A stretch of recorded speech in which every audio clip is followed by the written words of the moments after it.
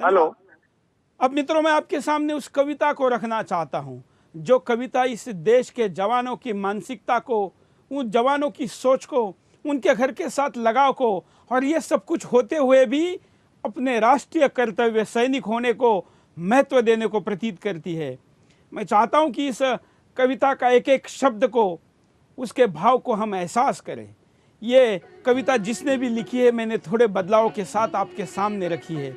उस अनाम कवि को भी मैं प्रणाम करके इस कविता को आपके सामने रखने का प्रयास करता हूँ। बड़ी भावनिक है, लेकिन ये भाव अब तक जाना चाहिए।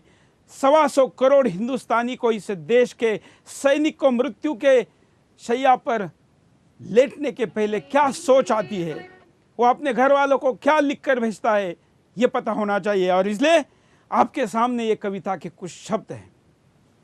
एक जवान जो शहीद हो गया, संवेदनाओं के कितने बीज बो गया, तिरंगे में लिपटी उसके लाश घर पे आ गई, सिहर उठी हवाएं उदासी छा गई। तिरंगे में रखा खत उसकी मां को दिख गया, मरता हुआ जवान उस खत में कुछ लिख गया। वो जाते समय भी कुछ लिखकर और बताकर जाना चाहता था, और इसलिए उसने उस खत को लिखा, और उस खत में उसने जो लिखा वो मैं आपके सामने बयां कर रहा हूं। ये उस सीमा पर शहीद होने वाले जवान की भावनाओं को समझकर आपके दिल में समझाइए, रखिए, संभालिए। वो कहता है कि बलिदान को आंसुओं से धोना नहीं। अपनी मां को कह रहा है कि बलिदान को आंसुओं से धोना नहीं, तुमको कसम है मां मेरी, रोना नहीं। अपनी मां को ना रोने के लिए आह्वान कर रहा है। वो चाहता है कि उसकी मां रोने के बजाय उसके मृत्यु पर आनंद मनाए, उसको उसका गौरव हो, उसको स्वाभिमान हो, और अपने शहीद बेटे के मृत्यु पर रोने के बजाय और बेटों को तैयार करे। और इसलिए ये जवान अपनी मां को कहता है कि मां तूने रोना नहीं। ये वाक्य इस कविता का एक ऐसी अपील है जो किसी मां के लिए तो बड़ी मुश्किल है, लेकिन इस देश का, हिंदुस्तान का जवान ही आह्वान कर सकता है कि मां तूने रोना नहीं। वो आगे कहता है, मुझको याद आ रही है तेरा उंगली पकड़ना, कंधे पे बिठाना, मुझे बाहों में जकड़ना, पगडंडियों के खेतों पे मैं तेज भागता, सुनने को कहानी तेरी रात रात जागता, पर बिन सुने कहानी तेरा लाल सो गया, सोचा था तूने और कुछ और हो गया, मुझसा ना कोई घर में तेरे खिलौना नहीं है, तुझको कसम है मां मेरी की रोना नहीं है। सोचा था तूने अपने लिए बहू लाएगी, पोतों को अपने हाथ से झूला झुलाएगी, ततलाती बोली पोतों की तू सुन न सकी मां, तू सुन न सकी मां, आंचल में अपने कलिया तू चुन न सकी मां। ना रंगोली बनी घर में, ना घोड़े पे मैं चढ़ा, उसको पता है ये नहीं कर पाया। ना रंगोली बनी, ना घोड़े पे मैं चढ़ा, पतंग पे सवार होकर यमलोक चल पड़ा, वहां तेरे आंचल का तो बिछोना नहीं है, वहां तेरे आंचल का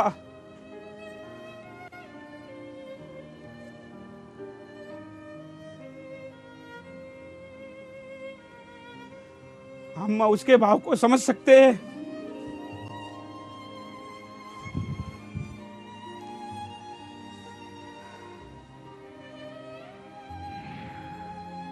सैनिक अपने मां को पत्र में कह रहा है, तुझको कसम है मेरी मां, रोना नहीं है। वो मां को बताता है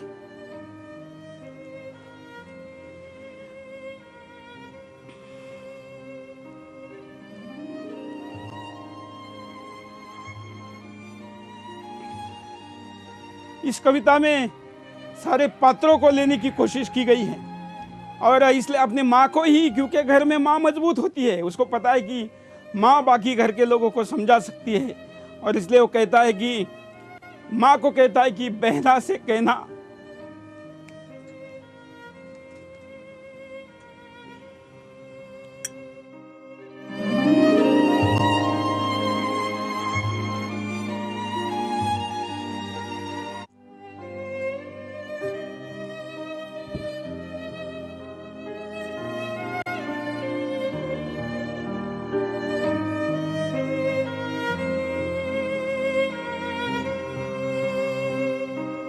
वो अपनी माँ को लिखे खत में कह रहा है कि बहना से कहना राखी पे याद ना करे, किस्मत को ना कोसे, ना कोई फरियाद करे।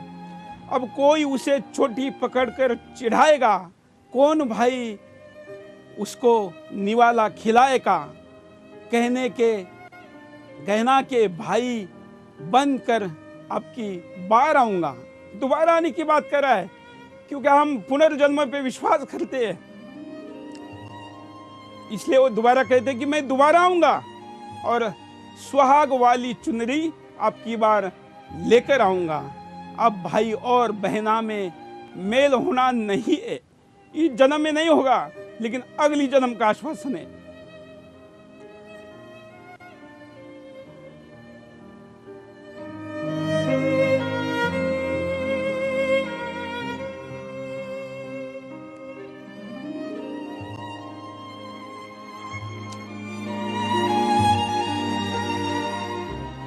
और इसलिए अपनी बहना को कहता है कि बहना अब मेल होना नहीं है, तुमको कसम है मां, रोना नहीं है।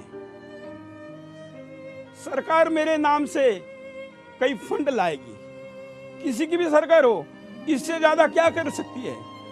सरकार मेरे नाम से फंड लाएगी, चौराहे पे तुझको मुझको तमाशा बनाएगी, अस्पताल स्कूलों में नाम रखेगी, अनमोल शहादत का कुछ दाम रखेगी, पर दलालों की इस दलाली पर तू थूक देना मां, बेटे की मौत की कीमत।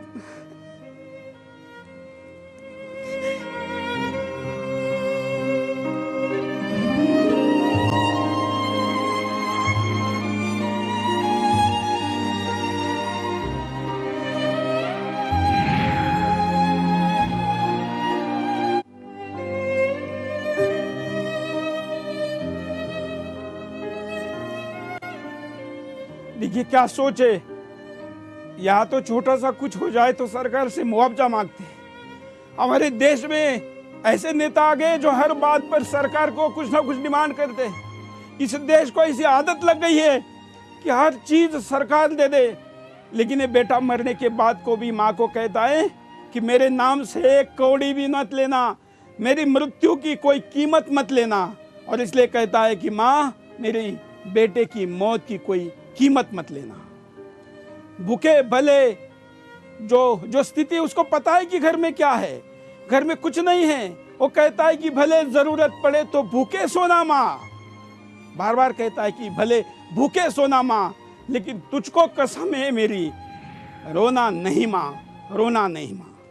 ऐसे हिंदुस्तान के जवान इस देश के लिए बार बार शहादत देते हैं, और उसके इसी कारण हजारों दुश्मन होने के बावजूद, बड़े बड़े देश दुश्मन होने के बावजूद, बड़े बड़े धर्म दुश्मन होने के बावजूद हिंदुस्तान बचा है।